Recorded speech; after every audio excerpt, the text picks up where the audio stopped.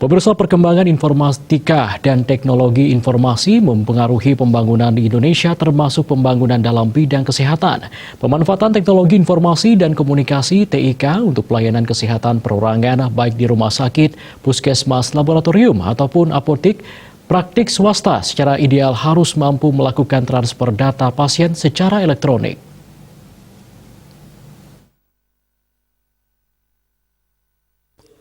Administrator Kesehatan Subkoordinator PKP Dinas Kesehatan Kabupaten Badung, Niketut Karneli menjelaskan, langkah ini dapat mempercepat layanan kesehatan, meningkatkan efisiensi penyelenggaraan pelayanan kesehatan.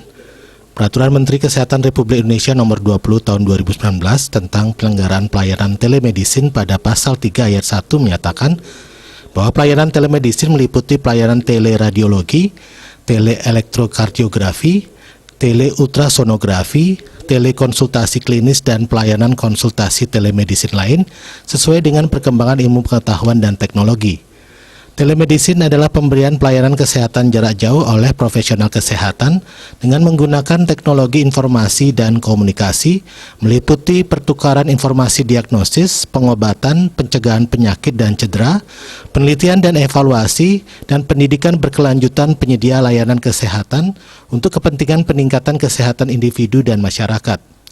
Penggunaan TIK pada sistem pelayanan di beberapa rumah sakit RS melalui terobosan pada sistem layanan pendaftaran, rawat jalan, dan rawat inap sudah dilakukan secara daring.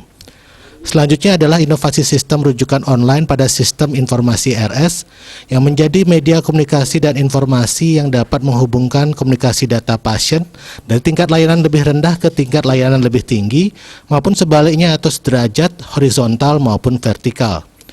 Tujuannya adalah untuk mempermudah dan mempercepat proses rujukan pasien.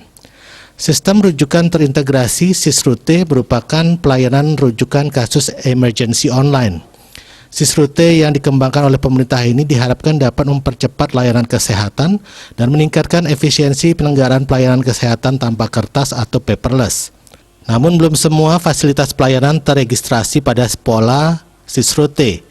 Hal ini dapat menghambat pelayanan rujukan dan pemenuhan indikator sesuai standar akreditasi. Untuk itu, tim pembina klaster binaan TPCB Dinas Kesehatan melakukan pemantauan dan mendorong Vaskes untuk melakukan registrasi SISRUTE serta penerapannya. Konsumen yang menggunakan layanan konsultasi kesehatan juga memerlukan jaminan bahwa mereka berkonsultasi dengan dokter berlisensi dan memiliki izin praktik. Demikian juga dokter dan tenaga kesehatan yang bekerja di layanan e-kesehatan memerlukan pengakuan profesional. Diperlukan pemantauan dan evaluasi sehingga masyarakat dilayani oleh petugas yang memiliki izin dan standar tertentu untuk keselamatan pasien dan petugas kesehatan. Perkembangan teknologi informasi membutuhkan tenaga kesehatan yang cepat dan tanggap dalam mengantisipasi perubahan. Apalagi penggunaan teknologi juga menjadi salah satu kunci untuk mendongkrak daya saing tenaga kesehatan yang saat ini semakin ketat. Bali Pos melaporkan.